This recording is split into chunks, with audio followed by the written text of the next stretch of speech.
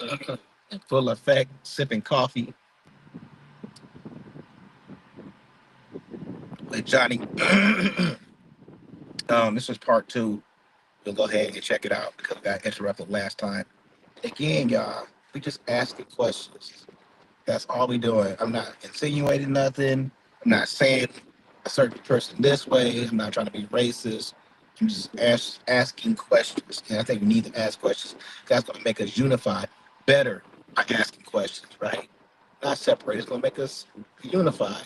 So let's finish watching this and then y'all tell me what y'all think.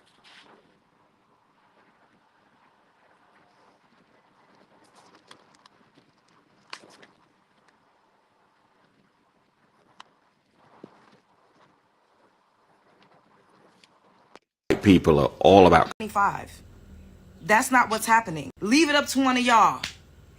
We don't do that. Get invited to their cookout. Ever seen kids? Should just be smooth, just be smoothened over with a statement. Welcome back to my channel. Thanks for sticking with us. If you're new here, do let us in the past, don't get me wrong, but I know black women, and we see how strong you are.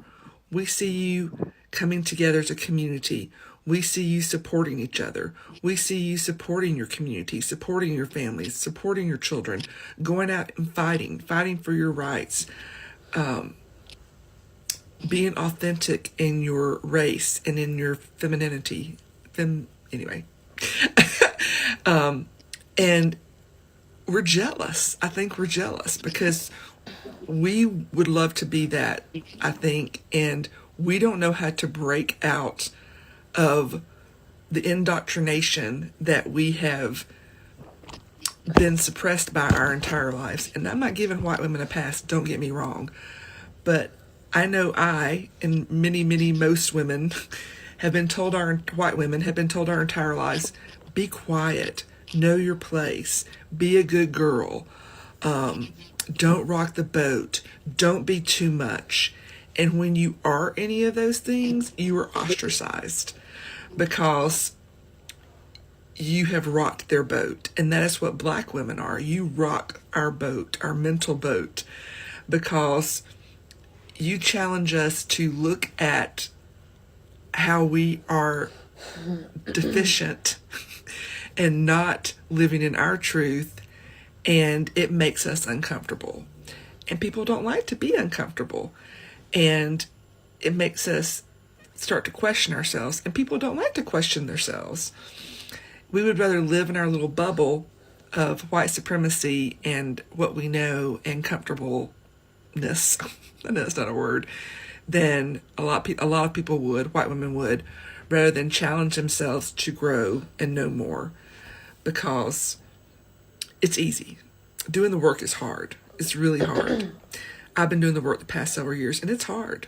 It is hard admitting some truths about yourself and some truths about yourself as a white woman. So yeah, I think that white women are scared of black women because you challenge us in that way, and a lot of us don't like it. And that's why we fear you. It's because we fear what you make us face.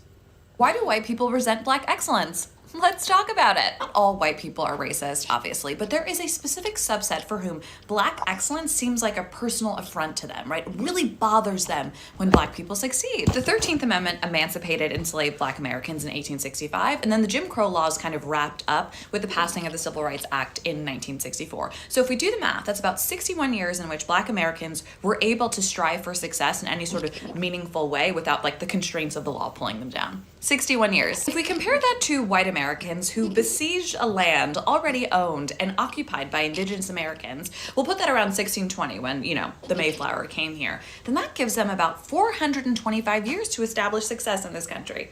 425 versus 61. If we compare those two fundamentally very different time spans, like how much did white Americans actually do in all of that time? If we are to compare even the poorest and most underprivileged of white America to black America generally, it is clear that white Americans are born way past the start line, right? By that I mean, by like nature of being white in American society, you do benefit from all sorts of privileges, and like to be frank, you're not exhausted by the horrible experience of facing racism on a daily basis, right? You do have a ton of privileges. So I imagine existing in this bubble of privilege that you like totally deny, the existence of Black people for whom success is like second nature when it comes so easily and so readily, even though you've only had 61 years to achieve it, I imagine that's exhausting and frustrating. I imagine it makes people feel super, super inferior and hurts certain people's tiny, tiny little egos. And what do they blame that deep, deep psychic pain on? Well, of course, DEI and critical race theory and affirmative action. So I guess the question is, what might help